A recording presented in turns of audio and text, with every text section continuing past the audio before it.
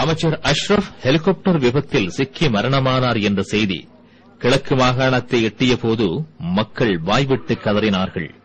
சோகம் தாழாமல் தலையில் அடித்து புலம்பினார்கள். அமைச்சரை வரவேற்பதற்காக மாபெரும் தோரணம் கட்டி அலங்கரிக்கப்பட்டிருந்த கிழக்கு மாகாண வீதியெங்கும் துயர வெள்ளம் கரை புரண்டது. வரலாறு காணாத சோகத்தில் கிழக்கு மாகாணம் மூழ்கிப் போனது.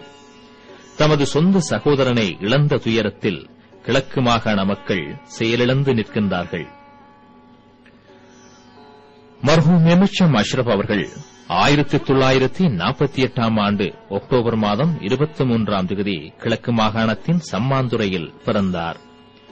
தமது ஆரம்ப கல்வியை கல்முனைக்குடி அல் அஸ்கர் மகாவித்யாலயத்தில் கற்ற அவர் இடைநிலை கல்வியை கல்முனைக்குடி பாத்திமா கல்லூரியிலும் உயர்நிலை கல்வியை கல்முனை வெஸ்லி உயர்தர கல்லூரியிலும் பெற்றுக் கொண்டார்.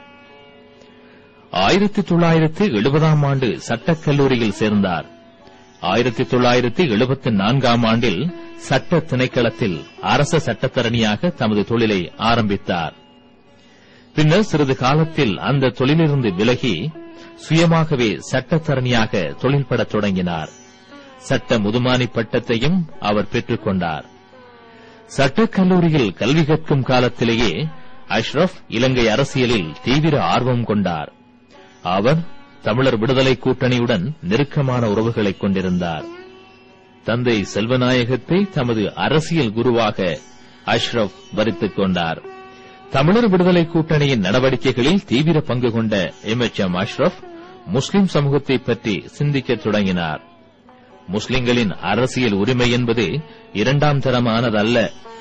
முஸ்லிம் மக்களுக்கும் ஏனைய இனத்தவரைப் போல அரசியல் உரிமையும் பாராளுமன்ற பிரதிநிதித்துவமும் வேண்டும் என்று முதன்முதலாக ஜனாப் சித்திலபே அவர்கள் எழுப்பிய உரிமை குரல் அஷ்ரப் அவர்களின் மனதில் பெரும் தீயாக மூண்டெழுந்தது. முஸ்லிம்களுக்கான தனித்துவமான அரசியல் கட்டமைப்பு ஒன்று உருவாக்கப்பட வேண்டியதன் அவசியத்தை அவர் உணர்ந்தார்.